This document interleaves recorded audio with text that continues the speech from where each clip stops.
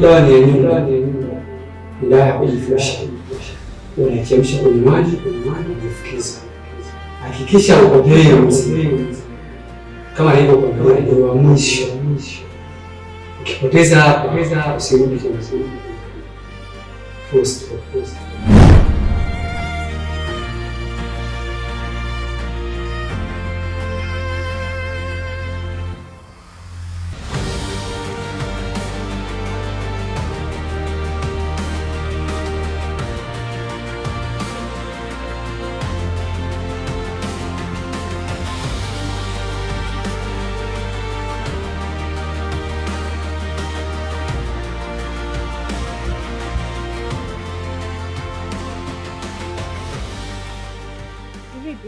Safi tu. Mbona chichemea tena kulikoni? Ndugu yangu wewe. Nimeamka asubuhi nikahisi maumivu katika mguu wangu kutoka chini kupanda juu. Shida nini tena? Najua basi. Na ndio maana nikaona nije walau niazime 20,000 niende hospitali nikajue nini kinachonisumbua. Hivi ni kupima na imani kweli? Kaka, asubuhi hii ndo kwanza naamka nende zangu kazini. Wewe unakuja kuniazima mimi 20,000 naitoa wapi? Au ndo yale ni kunyime uanze, sina ndugu mimi, nimetengwa, nimetelekezwa. Hayo maisha gani kupimana tu? Wewe mwenyewe unaona hali ngumu. 20,000 mimi naiona kama laki. Haya mimi naitoa wapi? At least basi ungesema nije jioni. Maana jioni ndo muda wa mahesabu. Wewe asubuhi, likwili, kweli? Sasa ndugu, tunafanyaje? Maana nashindwa hata kufanya shughuli zangu.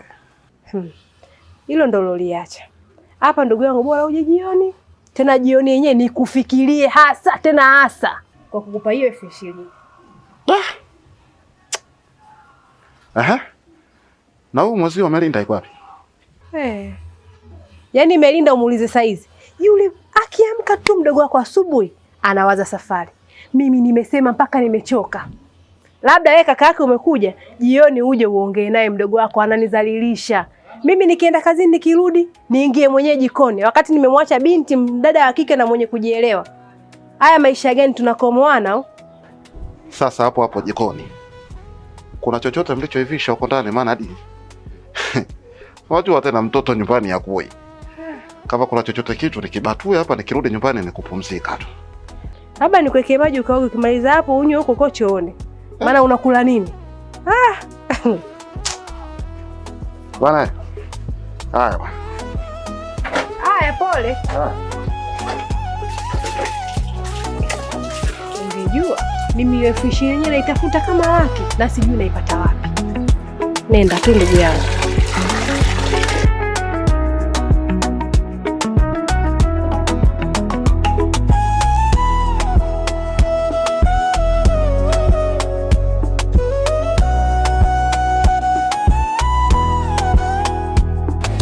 Enes, shukran. Lakini nikwambie kitu mpenzi, uliniomba nijazie huko na mimi naomba ujazie kwenye nyumba.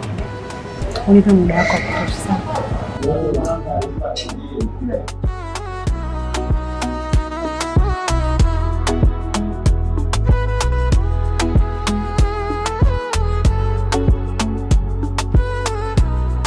Mimi kiukweli nimekuita hapa nikwambie mimi nishachoka kuhusiana na hili swala. Kwa sababu kila siku nanizungusha jambo lile. Mimi nimechoka. Nakupa kazi, majibu yanayokuja ni sifuri, ni bure, yani hamna kitu ambacho nafanya. Na kutuma kazi unafanya nini? Maki hakuna mrejesho wote, zaidi tu naishia mimi kuchambwa, naishia kushushuliwa huko kwa mambo gani haya?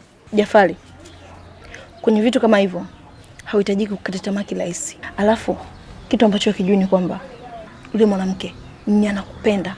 Haki ya nani hapo? Wewe ni kila siku kila uchwao unaniambia hayo maneno. Kwa nini? Leo hiki, kesho hiki, lakini hamna kitu ambacho unafanya. Sawa, mimi hapa nakujaga hapa naongea, lakini naongea yote sio kwamba eti napiga tu porojo. Ni ana maana. Ukinisikiliza lazima ufanikiwe na jambo lako. Yule mwanamke ni anakuelewa. Na ukikaza yule mwanamke unafunga naye ndoa. Yaani hapa tunacheza kigoma na vitaombeta juu. Ila ukilegeza kama hivyo, ukileta mambo ukata tamaa, utompata. Sasa sikia. Kuhusu Mpola, ndoa unayo na unatamba nayo. hapa cha kufanya nimezunguka sana ujue juani. Afu na kazi ulionipa ya kuongea na Mpola muda wote, kumshawishi kuhusu wewe. Muda wote kiu ya maji mwenzio. Fanya basi unipe hata kila cha maji kidogo. Mimi pesa leo sina. Wewe nenda. Habari za Mpola usiniulize. Mimi na wewe basi na naondoka. Subiri. Mimi na wewe tushindane. Banafu ukizungumzia Mpola unajua kabisa unazungumzia moyo wangu. Subiri. Mimi na wewe tena. Tulia sawa. Unapenda wewe.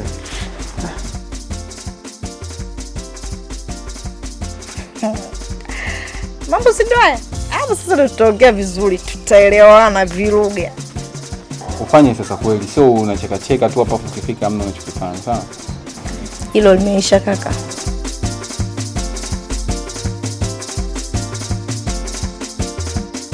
Mpola. Dada.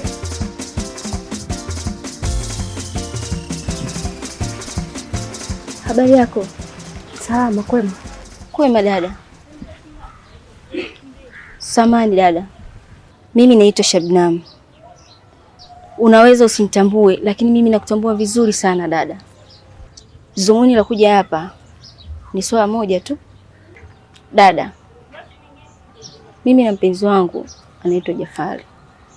Nilikuwa naomba uniachie mpenzi wangu, maana nampenda sana. Yeye ndo amekuwa kila kitu kwenye maisha yangu. Lakini tatizo kubwa ni wewe hapa. Wewe ndio unayesababisha. Maana amekuwa mgaigai sana kwangu, hanielewi, hanisikilizi. Yaani kila ninachomwambia wala yeye hajali kunusu mimi. Labda nikutoe hofu. Huyo Jafari unayemzungumzia wewe, mimi sina mahusiano naye yoyote. Na wala simuhitaji katika maisha yangu. Mara kwa mara nakutaja wewe tu. Fikiria, wewe kama mwanamke mwenzangu, unajisikiaje? Labda nikusaidie tu kuzungumza naye huyo Jafari. Lakini kwangu mimi, hivi unavyoniona, mimi mwenyewe na mahusiano yangu. Kwa hiyo huyo Jafari unayezungumzia mimi hapa, sijawahi hata siku moja kumfikiria katika akili yangu wala moyo wangu. Ila sababu itakuwa ni wewe, sio mimi. Wewe ndio kukaa na wewe mwenza wako, mpange na kupangua namna gani mtaendesha mahusiano yenu. Usiniingize kabisa kwenye hiyo listi. Na kitu kingine, una ujasiri sana dadangu. Yaani kabisa unamsimamisha mwanamke mwenzako kwa ajili ya mwanaume. Hongera.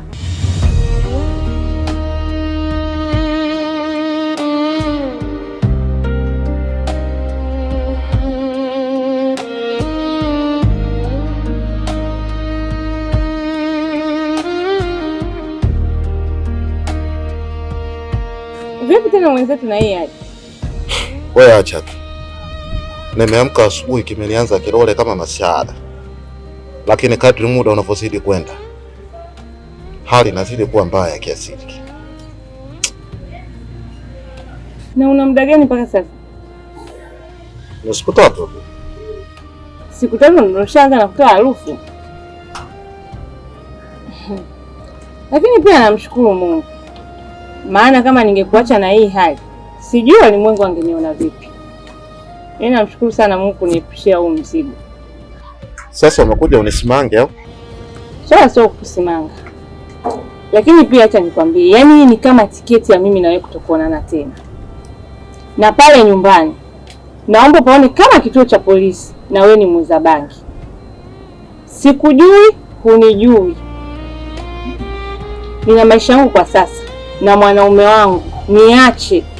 Ikiwezekana tukikutana barabarani, tupishane kama hatujuani. Umeshaeleweka. Huu muda wa kumwandalia mahanjumati ya Habibi, nyonga mkalia hii. Pole kijusi.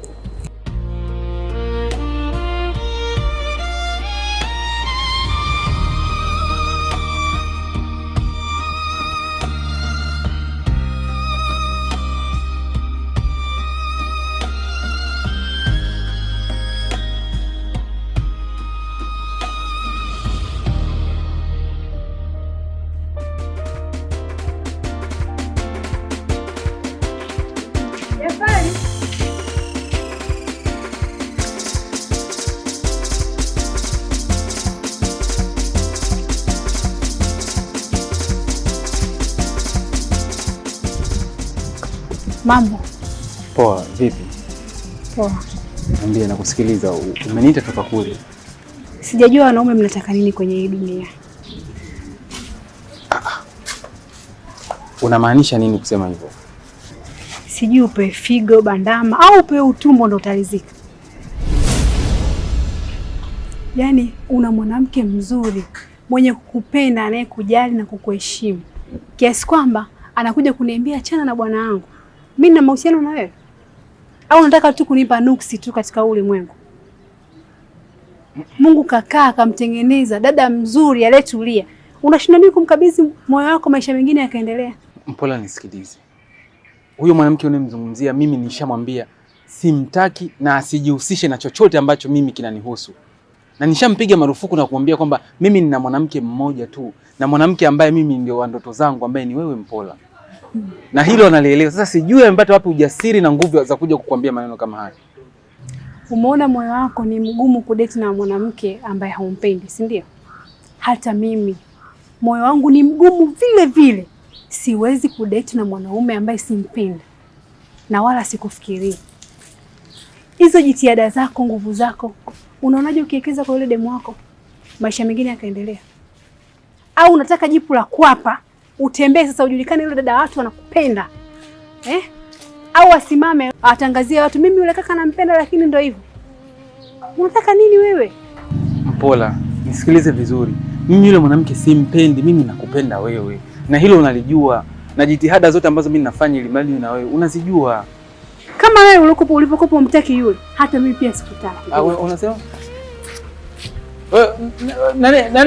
Nani Mpola? Njoo basi tuongee. Haya yanazungumzika tu haya.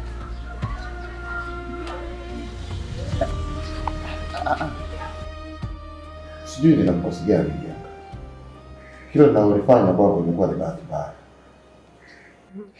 Mara ya kwanza nimekuja hapo amenipatia dawa, imepatwa na changamoto.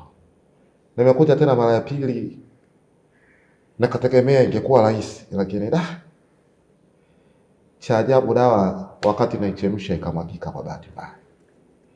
Hivyo nimeshindwa kufanya kitu chochote kile. Nikaona ni uchune tu, labda niachane na masuala ya kumfuatilia mke wangu. Lakini kadri siku zinavyozidi kwenda najikuta napata na matatizo kama haya. Mkuu ndo unavimba namna hii, kila siku unaoza. Sasa wamekuwa kero kwa majirani. Kadhaa. Nashinda hata kufanya shughuli zangu za kiuchumi. Nikaona nina kila sababu za kuitenda uangalie ni namna gani naweza kunisaidia nikatokana na hii hali.